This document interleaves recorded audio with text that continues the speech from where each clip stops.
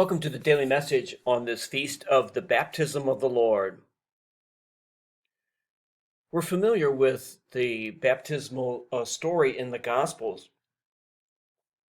Jesus is invited by John to be baptized. He submits. He is baptized. An image like a dove appears in the sky, and out of the heavens there is a voice that says, "You are my beloved Son.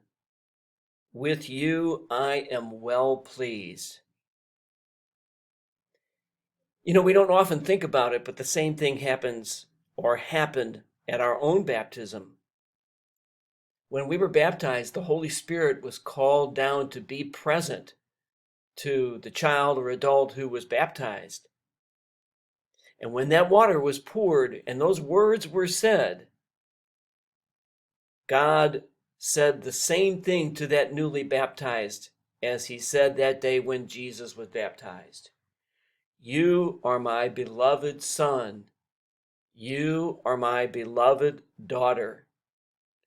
With you I am well pleased. Thank you for watching. Have a wonderful Sunday. Be safe, be healthy, be at peace.